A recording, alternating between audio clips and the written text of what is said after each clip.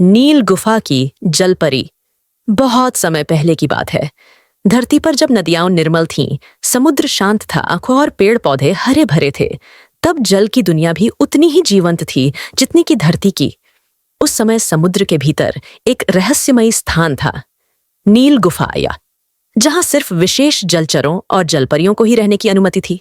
नील गुफा की रानी थी एक सुंदर और समझदार जलपरी, नीरा।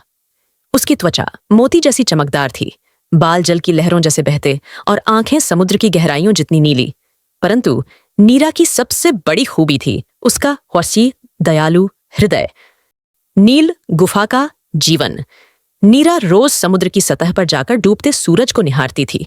वो जानती थी कि समुद्र के ऊपर भी एक दुनिया है जिसे इंसानों की दुनिया कहा जाता है। नील गुफा के बड़े बुजुर्ग कहते थे कि इंसान स्वार्थी होते हैं और उन्होंने समुद्र को भी नहीं छोड़ा। पर नीरा मानती थी कि हर इंसान बुरा नहीं होता। वो कहती, जैसे हमारी दुनिया में कुछ शार्क खतरनाक हैं, वैसे ही इंसानों में भी अच्छे बुरे दोनों होते हैं। एक दिन समुद्र की लहरें अचानक अशांत हो गईं। नील गुफा के बाहर का पानी गंदा हो रहा था, मछलियां मर रही थीं और समुद्र की गहराइयां गर्म होने लगी थीं। कारण था इंसानों द्वारा समुद्र में फेंका गया प्लास्टिक, तेल और कचरा। नीरा ने इसे देखा और उसका दिल बैठ गया। अगर ऐसे ही चलता रहा, उसने कहा, तो एक दिन नील गुफा भी नष्ट हो जाएगी। बुजुर्ग जलपरी बोले, नीरा, इंसानों से दूर रहो, वे हमें नहीं समझेंगे। पर नीरा चुप नहीं बैठी। दोस्ती की पहली किरण। नीरा ने निर्णय लिया कि वह इंसानों से मिलेगी। वह समुद्र के पास के गांव समुद्रपुर की ओर गई। वहां उसे मिला एक 13 वर्षीय लड़का, अंशु, जेठ। अंशु रोज समुद्र तट पर आता था और अकेले बैठकर चित्र बनाता था। उसकी मां एक पर्यावरण कार्यकर्ता थी जो समुद्र की सफाई करती थी। एक दिन नीरा ने साहस करके उसके सामने खुद को प्रकट किया। अंशु चौंका, पर डर नहीं गया। तुम जलपरी हो? उसने पूछा। हाँ, नीरा मुस्कुराई, और मैं तुम्हारी मदद चाहती हूं। अंशु ने नीरा की बात ध्यान से सुनी। उसने पहली बार समुद्र की पीड़ा को महसूस किया। नीरा ने उसे बताया, हर बोतल, हर पॉलीथीन, हर तेल की बूंद हमारे लिए जहर बन रही है। अंशु ने अपनी मां और स्कूल के दोस्तों को बताया। धीरे धीरे समुद्रपुर के लोग जागरूक होने लगे। एक अभियान शुरू हुआ, नीला समुद्र, सुंदर जीवन। नीरा और अंशु रात को मिलते और समुद्र की सफाई की योजनाएं बनाते। ईर्ष्या और बाधा। लेकिन हर अच्छाई की राह में रुकावट होती है। एक और जलपरी थी, जलिनी।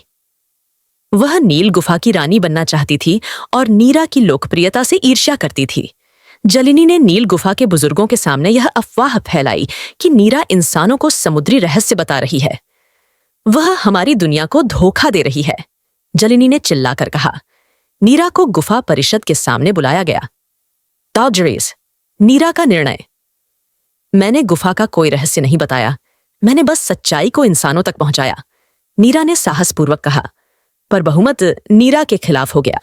उसे 3 चंद्रमा काल 1 के लिए नील गुफा से निष्कासित कर दिया गया। नीरा दुखी हुई पर हार नहीं मानी। वह एक और समुद्र तट पर रहने लगी, धूपपुर तटहल। इधर समुद्रपुर और धूपपुर दोनों गांवों में जागरूकता फैल रही थी। स्कूलों में बच्चों को समुद्र के बारे में सिखाया जाने लगा। बड़े बुजुर्ग भी अब प्लास्टिक का उपयोग छोड़ने लगे। लेकिन एक दिन एक विशाल जहाज ने समुद्रपुर के पास खतरनाक तेल रिसाव किया। समुद्र काला हो गया, मछलियां मरने लगीं। नीरा ने देखा और तुरंत समुद्र की देवी, समुद्र मां, से प्रार्थना की। देवी ने कहा, तेल को सोखने के लिए कोई अपना जीवन त्यागे तो ही यह समुद्र बच सकता है। नीरा बिना सोचे तैयार हो गई। वह तेल के बीचों बीच गई और अपने प्राचीन जल शक्ति मंत्र से सारा जहर सोख लिया। पर उसका शरीर अब कमजोर हो गया। वह धीरे धीरे समुद्र की रेत में समा गई। आखिरी विदाई। अंशु, जो उसे ढूंढते हुए आया था, ने नीरा को जाते देखा। तुम वापस आओगी ना? वह रोते हुए बोला। नीरा मुस्कुराई। जब भी कोई इंसान समुद्र से प्रेम करेगा, मैं वहां रहूंगी। लहरों में, गहराइयों में, हर उस बच्चे की मुस्कान में जो पानी को समझेगा।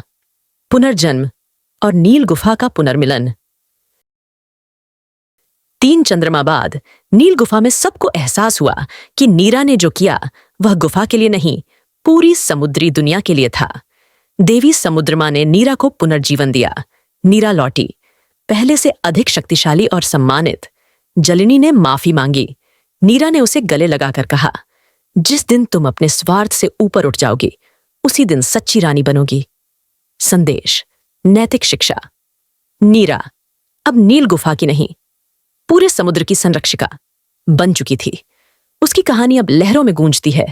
हर लहर जो किनारे से टकराती है, वो कहती है, जिसने पानी को समझा वही जीवन को समझा। प्रकृति का संरक्षण हम सभी की जिम्मेदारी है। दयालुता और समझदारी से बड़े बदलाव लाए जा सकते हैं। स्वार्थ से ऊपर उठना ही सच्चा नेतृत्व है। बच्चे बदलाव के सबसे बड़े वाहक बन सकते हैं। बलिदान का फल कभी व्यर्थ नहीं जाता।